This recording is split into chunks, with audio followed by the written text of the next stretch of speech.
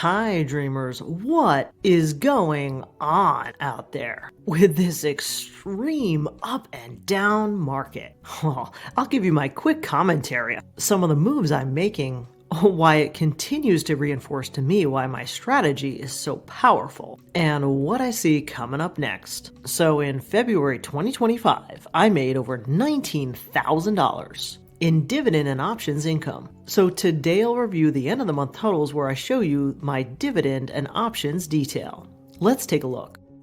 So in February 2025, I made over $11,000 in dividends, and I made over $8,350 in options. So here's how that played out. I got $1 from Apple, $2 from AbbVie, $11 from ASML, which is more of a growth holding. I got just under $200 from BMO, about $1,800 from BTI, which is doing really well in this down market and is definitely a safe harbor. I got $4 from CFG and $2 from Costco, which had a nice little dip lately. If you've been wanting to add Costco to your portfolio, now might be another time to take a look. I got $565 from Devo, also a nice safe harbor in this environment. I got $76 from EBF and $157 from this money market cash reserve, where I'm just holding a pot of cash. And then I got $661 from JPIX and GPIQ, which are Goldman's alternative to JEPI and JEPQ.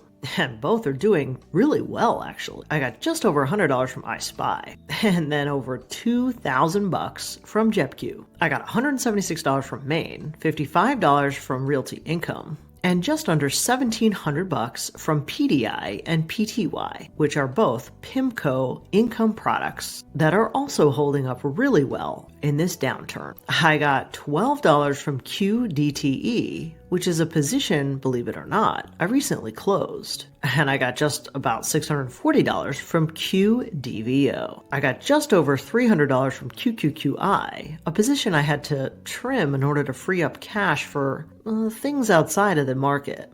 But I'll be building this back up over time.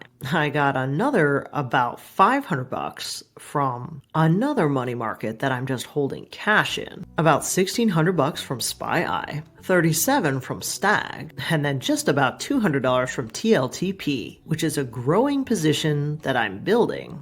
That's also a safe harbor, and I did a dedicated video on recently if you want to check it out. And to round out February, I got $14 from TXN, $45 from XDTE, another position I recently closed out of, and $9 from YMAG, which is another position I closed out of. And the reason why I closed out of the Roundhill and YieldMax positions was just to continue to focus on assets that have the component parts of consistent income and neutral to growing valuations. All right, and that's what made up the $11,000 in dividend income. Let's go over to the options. Now, if you guys are active in options, you know that it has been wild and very risky lately. And so what you see here is a lot of selling and buying back whenever I get to about 50 to 70% premium, because in this choppy market, I don't want to take chances. And so where did I make the bulk of my money? You can see here I did puts and calls on Amazon, which I think is in a pretty good price range. I made over $600 on those. And then for Avgo, I made over $3,000 on Avgo calls and some puts. The other places I made the bulk of my money was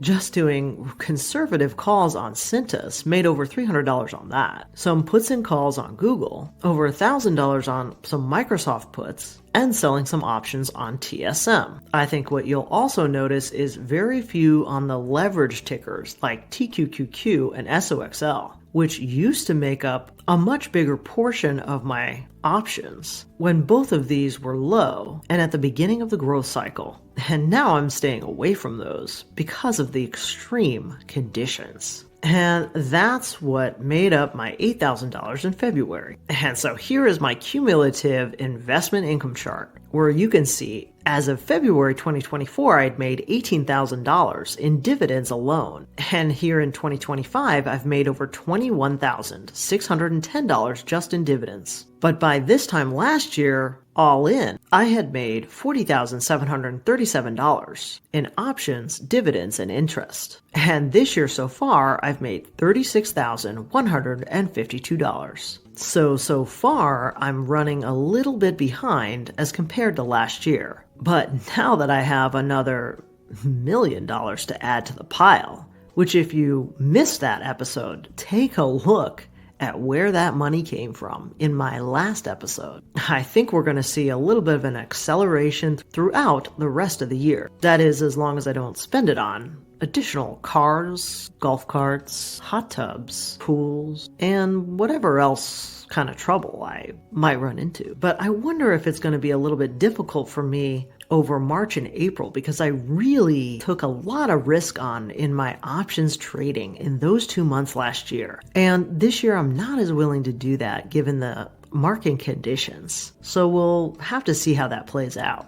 Which I guess brings me to my commentary on the market conditions. And so, dreamers, my commentary on the market so far in the first 2 months of the year is this. Throughout January, we kind of saw the normal ups and downs of the market, and most of the way through February as well, until we hit late February, when all the conversations about the tariffs started really coming into play, and also those mass government job layoffs. And so this is where we've really started to see the downturn and the massive gyrations up and down as new headlines come out every other day about geopolitical tension, tariffs, and layoffs. And so here you can see the real GDP estimate for 2025 Q1, where initially at the end of January, it looked like we were going to be heading in a really good direction, and then a little bit of a correction followed by a really deep correction. And you can see some of the reasons here. The Atlanta Fed's GDP Now model anticipates a 1.2% Q1 contraction, signaling a potential downturn reminiscent of the 2020 pandemic recession, followed by a plunge in consumer confidence to a 15-month low, and manufacturing data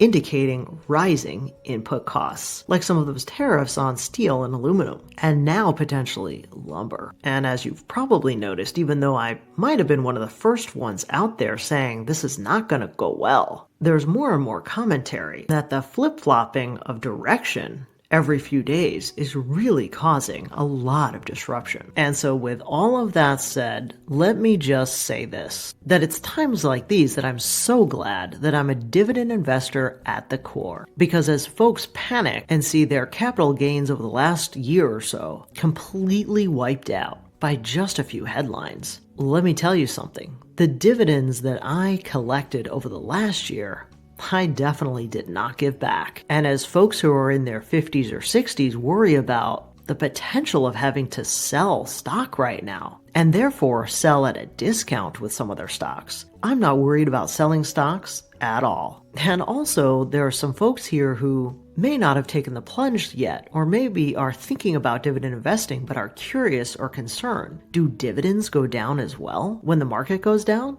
And the answer, as I hope you could see in this video, is as long as you're picking the right instruments, the dividends really don't go down. And I'll prove that to you over and over as we go through the months of this year, with the market bouncing around all over the place and potentially on a downward trend throughout the rest of this year and maybe into next, while my dividends stay flat, maybe even increase. And so in summary, I'll just say, this is the entire reason why I'm a dividend investor, and why a lot of growth investors end up turning into dividend investors at the end of their investment career. Because in the end, when you want to move to higher ground and not be as susceptible to big swings in the market, you end up with a strategy kind of like mine, where day in and day out, you're not worrying about all of these gyrations in the market, but instead just focused on enjoying your retirement, collecting those dividends, and having enough time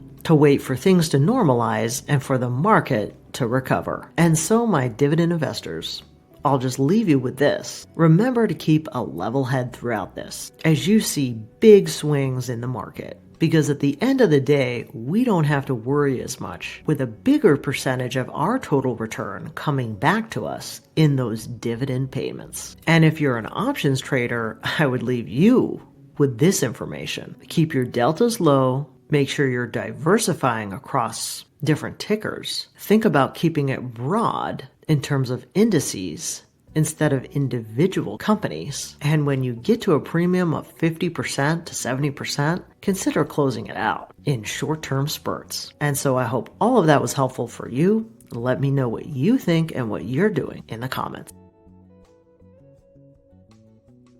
Well, that's it for today. I hope you enjoyed this dividend income update. And if you want a richer, real-time experience with me, you can always follow me on Instagram or X. And if you're doing your own research using Seeking Alpha, feel free to find the link below to subscribe if you want, no pressure. As always, I encourage you to do your own research, then implement and learn by putting it into practice. And as a reminder, I'm not a financial advisor, so keep in mind these videos are for entertainment and inspiration only. I'll see you on the flip side.